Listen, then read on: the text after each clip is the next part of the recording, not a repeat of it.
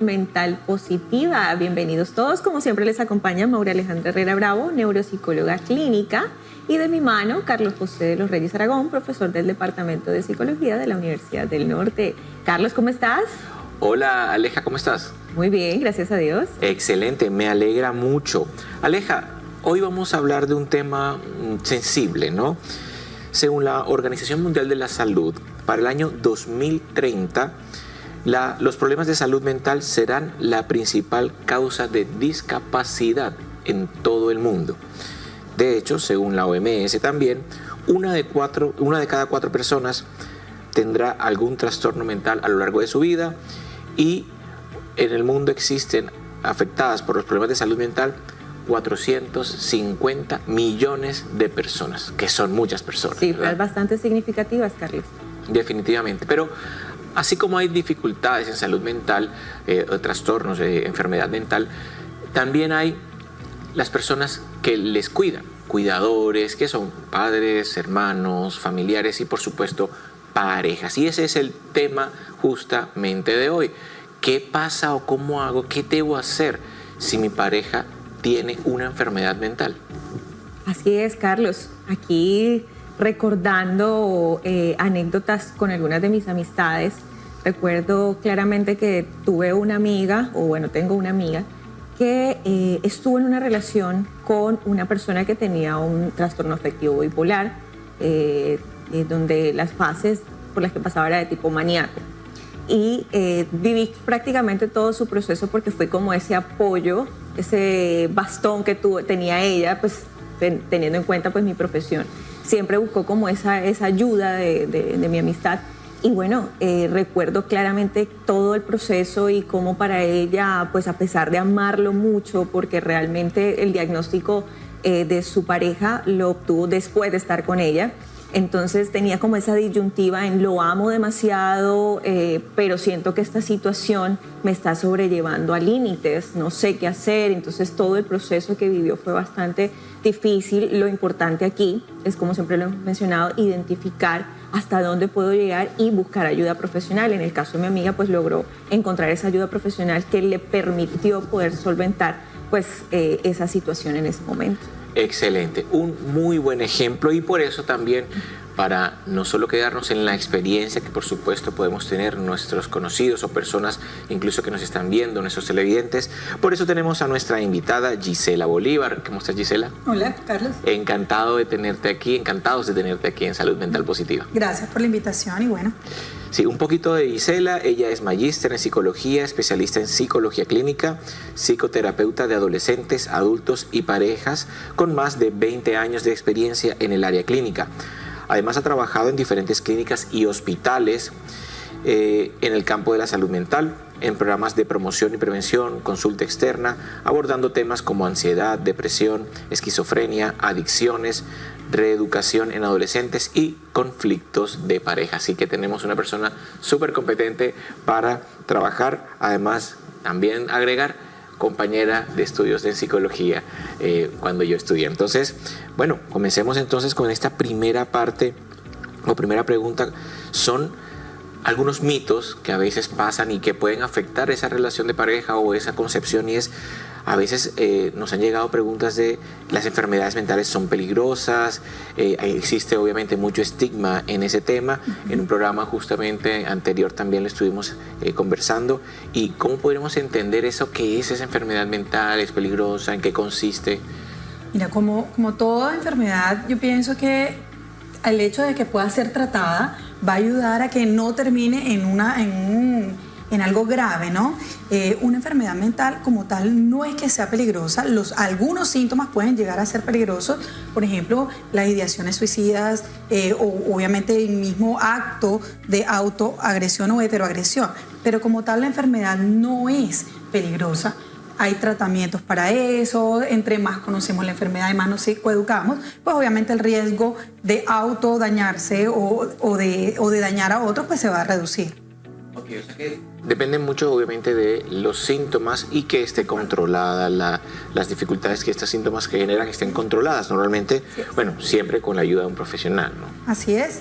Sí, definitivamente los profesionales, cuando hay una enfermedad mental, es importante siempre ir de la mano con un profesional, con un psiquiatra, con un psicólogo que nos acompañe y nos psicoeduque, que nos aclare esas dudas, esas inquietudes, que nos vaya aclarando, como tú le decías muy bien, los mitos que están alrededor de estas enfermedades mentales y que en muchas ocasiones lo que hace es distanciarnos de estos seres queridos, de estas personas que son importantes en nuestras vidas. ¿Qué mitos has encontrado de pronto en tu práctica clínica, verdad? De pronto gente que ha llegado a tu consulta y tiene estas dificultades. ¿Qué encuentras, qué piensa la gente a veces para desmitificarlos de una vez? Claro, muchas personas, o el más común es el tema de me echaron brujería. Okay. Me echaron brujería, o me dieron algo, o le dieron algo a mi pareja, o fue mal de ojo, o es la envidia la que nos está jugando una mala pasada, entonces lo ven como algo transitorio.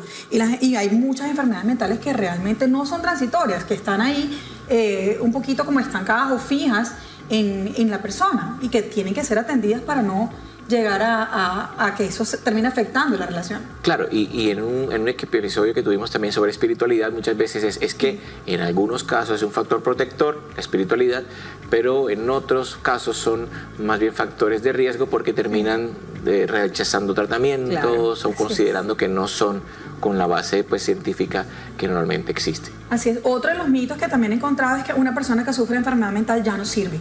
O sea, no debe trabajar. Es incapaz. No, exacto, está incapacitado para todo y no necesariamente es así. Yo siempre he pensado que las enfermedades mentales son igual que una afección cardíaca o una hipertensión o un problema de tiroides. O sea, son enfermedades que están ahí, pero que si tú haces una buena psicoeducación y te enteras de lo que tienes y cumples tu tratamiento tanto psiquiátrico como psicoterapéutico, conoces tus síntomas, conoces las probabilidades de recaída, obviamente te puedes hacer mucho más cargo de eso y abordarlo mucho mejor, ¿no? Sí, de hecho, me parece curioso porque justamente hoy en la Universidad del Norte estoy recordando que esta semana justamente alguien llegó y se me acercó y me dijo: profe, usted de psicología, sí, y me preguntó exactamente eso. ¿Una persona con esquizofrenia puede trabajar?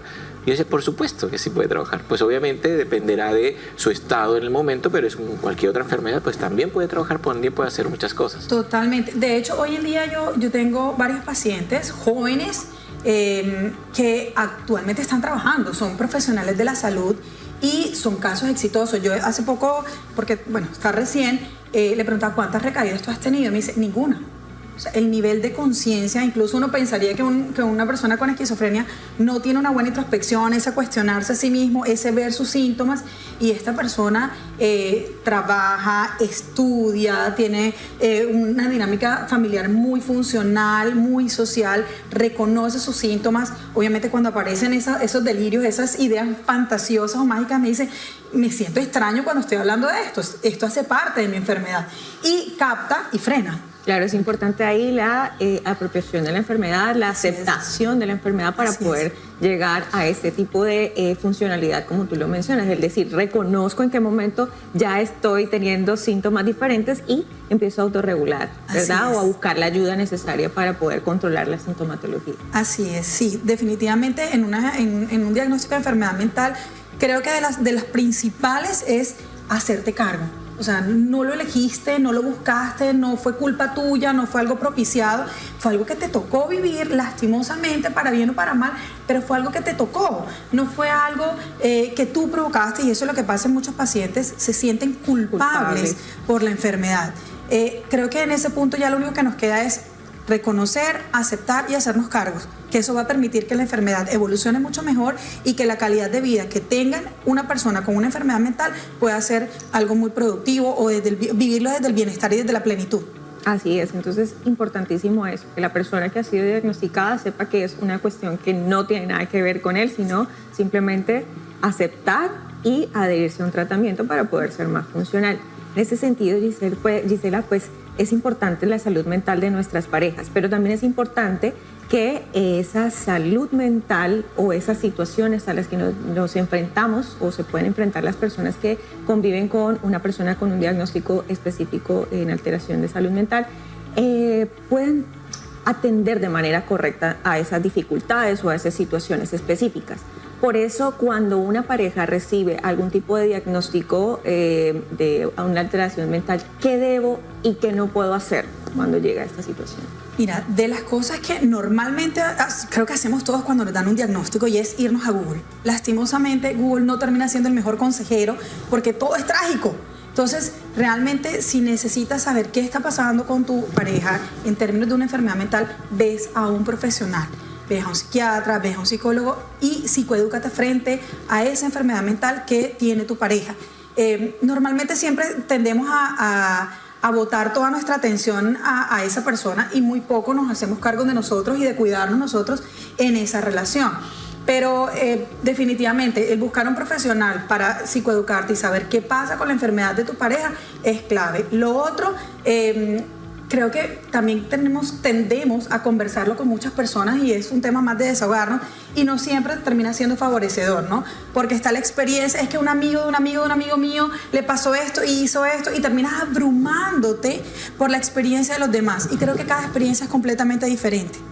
Ok, sí, de hecho, bueno, has tocado un punto en proyectos de investigación en los que he participado y que he dirigido tal vez con cuidadores, que es básicamente el rol que asume un cuidador. Básicamente es esa persona que provee cuidados a una persona que puede tener una enfermedad mental como una esquizofrenia, un trastorno depresivo o cualquier otro, pero también cualquier enfermedad crónica en realidad, ¿no? Porque son enfermedades, como decías, crónicas, no es un momento, sino que está allí, puede estar estable, pero está allí. Igual que un traumatismo craneoencefálico, que un daño cerebral, siempre son cuidadores.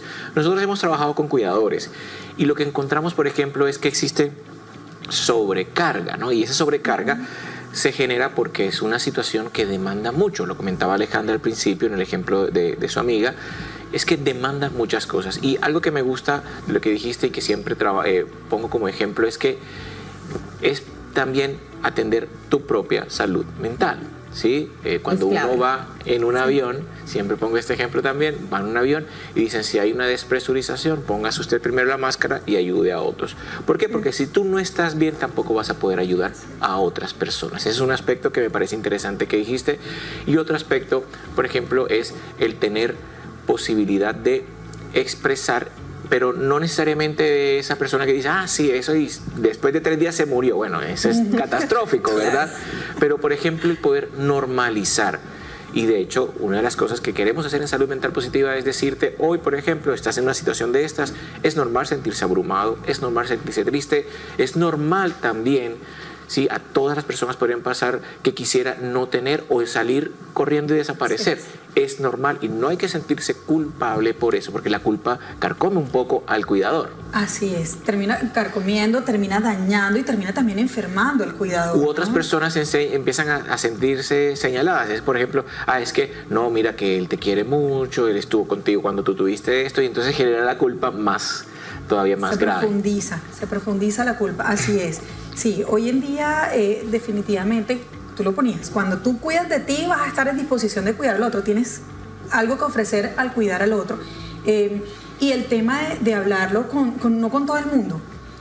Hay veces que las personas por querer ayudar terminan angustiando al otro o dándole tips o dándole consejos que realmente no son los más acertados para el caso que estás viviendo tú. Entonces, definitivamente importante buscar ayuda. Como tú dices, es válido sentirte mal, es válido sentirte culpable, es válido sentirte abrumado y querer salir corriendo. Somos seres humanos, tenemos emociones, tenemos sentimientos y son situaciones que no son cotidianas. O sea, no, digamos, convivir con alguien con una enfermedad mental no es algo de lo que estemos preparados para asumir o para vivir. Entonces, como todo reto, toca prepararse, toca instruirse, toca estudiar, toca buscar unos especialistas que nos ayuden a afrontar ese reto. Okay. Entonces, ¿qué recomendaciones? Tenemos clara una y es que, bueno, saber que es normal sentirse abrumado, sobrecargado, realmente la palabra es sobrecarga en realidad, pero además ya cosas puntuales, ya dijiste una, educarse, prepararse, buscar información, porque normalmente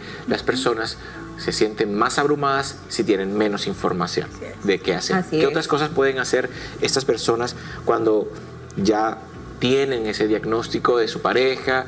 Estamos hablando básicamente en el cuidador, ¿no? Pues obviamente el paciente tendrá que hacer su tratamiento, pero el cuidador, ¿qué otras cosas puede hacer? Carlos, no sobre responsabilizarnos de la enfermedad de nuestras parejas, de nuestros hijos, de la persona, del familiar con el que estamos conviviendo con una enfermedad mental.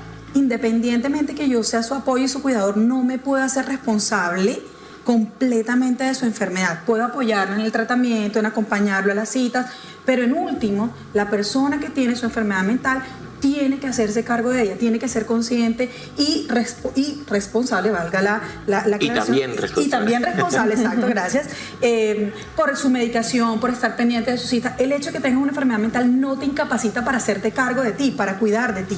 Eso es importante, lo que acabas de mencionar, porque muchas personas que conviven con alguna pareja que tiene algún tipo de estos diagnósticos siempre tienden a eso, a la sobreprotección, a coger el rol de enfermera o de médico dentro de casa. Entonces están pendientes, mira la hora a la que te toca la pastilla, mira esto, recuerda que no puedes hacer esto, recuerda que tienes que cambiar hábitos en alimentación, recuerda que tienes que cambiar hábitos de sueño. Entonces empieza a generar esa sobreprotección que al final también termina desdibujando un poco la imagen de pareja, porque el mismo paciente o la misma persona siente como que, ¿y hasta dónde llega? O sea, tú eres mi pareja y te estás convirtiendo prácticamente como en la enfermera que tengo acá en casa. Entonces también cambia esa relación y ese rol.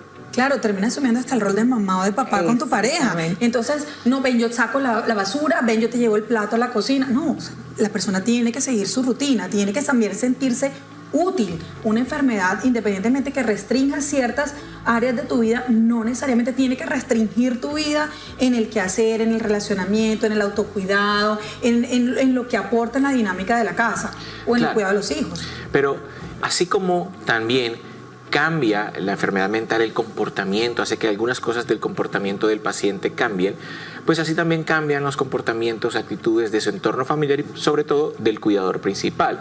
Y a veces podría suceder, Gise, y quiero que nos cuentes tu experiencia y también cómo manejarlo, es que empieza a ser más complaciente, a ceder en todo, como sintiendo pena un poco, como con ese paciente, y entonces, ay, pobrecito, yo sé que está transgrediéndome, está agrediéndome, está haciendo algo que no debe hacer, pero yo no se lo paso porque tiene una enfermedad mental. Eso claramente creo que desdibuja mucho el deber ser y cómo puedo trabajar en eso. Sí, digamos que lo que normalmente pasa, y lo decían ustedes, y es tendemos a sobreproteger o a quitarle responsabilidad al otro y permitiéndole todo. O sea, me miró feo, me gritó, dejó de ayudar en la casa y termino cediendo a todo lo que quiera por pena, por pesar, por culpa. Y eso también termina de alguna u otra manera enfermando a tu pareja o al paciente en ese sentido, ¿no?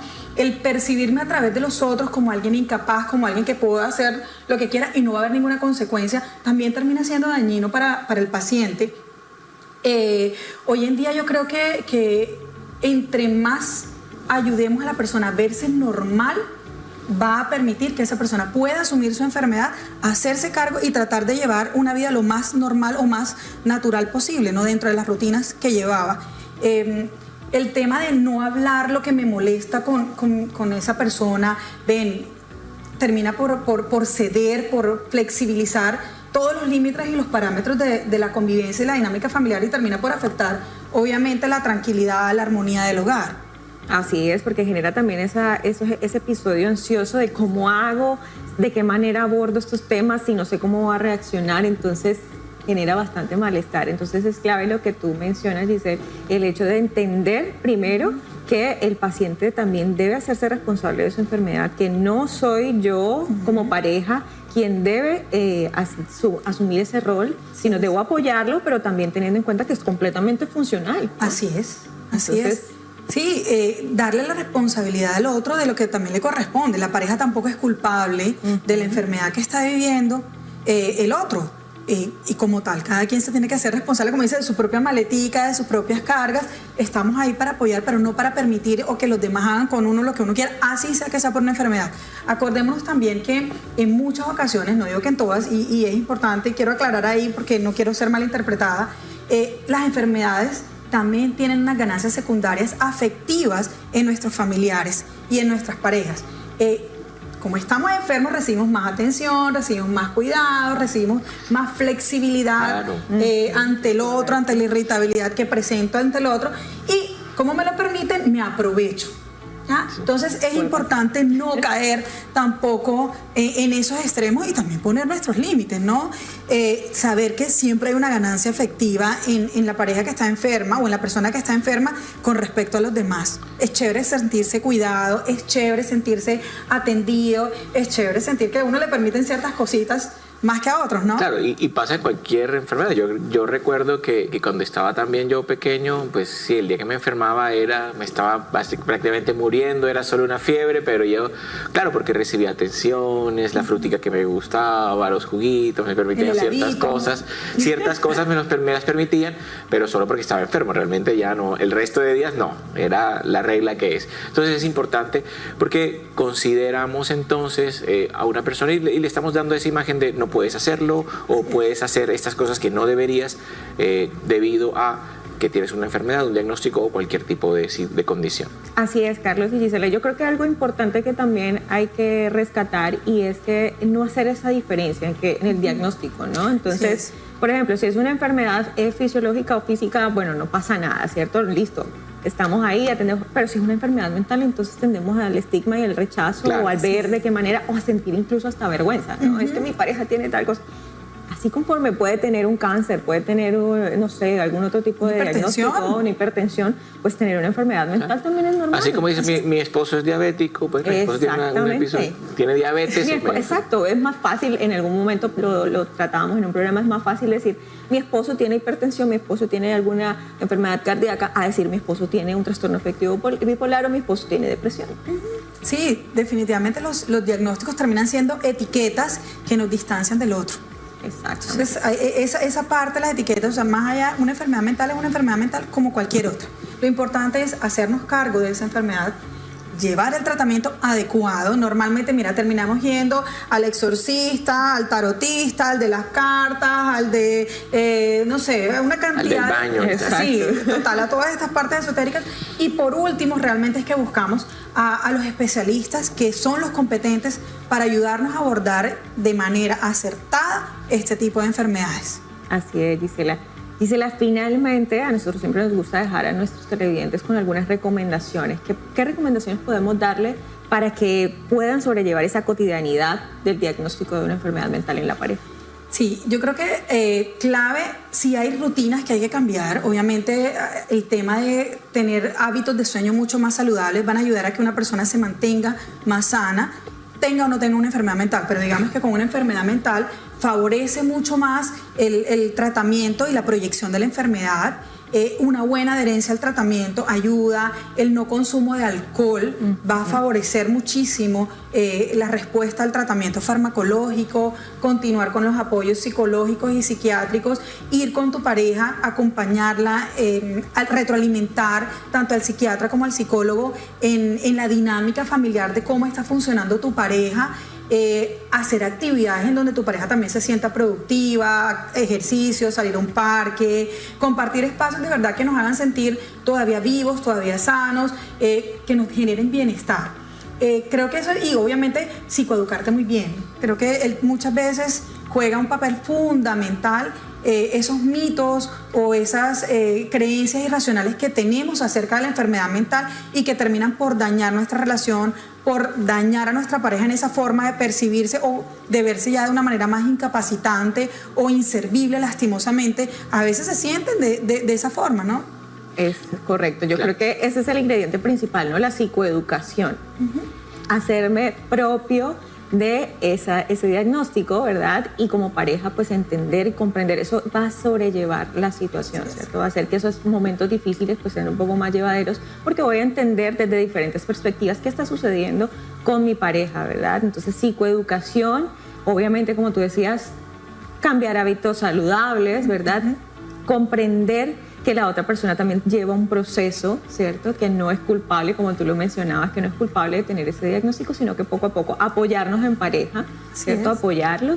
Y bueno, y también lo que mencionabas ahora último de la inclusión familiar, ¿cierto? Ya sabemos que hay un diagnóstico, pero es importante que se siga sintiendo con su mismo rol dentro de la familia, ni más ni menos. Así es. Que siga siendo un miembro activo de la familia, no quitarle esa responsabilidad en esa dinámica familiar, ni tampoco justificar pues que por la enfermedad entonces no hago, no participo, no colaboro, no apoyo y se me permite todo. O sea, no ser tan laxos en esa dinámica. Sí, porque básicamente entonces más bien nosotros estamos poniendo la incapacidad, ¿no? Esa discapacidad la estamos poniendo nosotros porque estamos eliminando esa necesidad o esa deber, digamos, de esos deberes están allí. Me parece también importante, aparte de todo lo que dijiste, Alejandra, es también muchas cosas son responsabilidad del mismo paciente, ¿cierto? Que está en tratamiento, por supuesto, y está recibiendo todo el apoyo, pero no es responsabilidad mía como cuidador, ¿cierto? Entonces eso aliviana un poco la culpa y normalizar, sentirse sobrecargado también ayuda a sentirse un poco Y hay mejor. algo adicional que quisiera también mencionar, y es el hecho de que así como la persona está recibiendo pues esa adherencia a un tratamiento, que está asistiendo a una terapia y como pareja pues yo puedo acompañar, ¿cierto? También es importante que la pareja reciba atención psicoterapéutica individual. Así ¿verdad? es. Claro. Es clave ahí para que pueda comprender también qué está pasando, no solamente desde la perspectiva de la enfermedad o del diagnóstico, sino también qué está pasando, qué emociones está generando en mí, qué cambios está generando en mí esta nueva situación. Entonces, ir de la mano de un terapeuta en este proceso es clave. Así es, sí. Mira, de las cosas más comunes que pasan en la consulta o que llegan a la consulta es la culpa de sentirme desesperado o abrumado por mi pareja, y es completamente válido. Completamente. Cuando me quedo callada de eso, mi cuerpo va a salir, va a hablar por mí, comienza a somatizar, o en el peor de los casos, terminas tú con una tristeza, una melancolía por sentirme una mala persona con mi pareja, por sentirme molesta o irritada o rabiosa ante los comportamientos o las conductas del otro, ¿no? Entonces terminamos enfermándonos también ahí. De acuerdo. Así es. Gisela, de verdad, muchísimas gracias por habernos acompañado en este espacio tan importante, en un tema que nos habían escrito y nos habían pedido puntualmente. No, muchas gracias a ustedes por invitarme.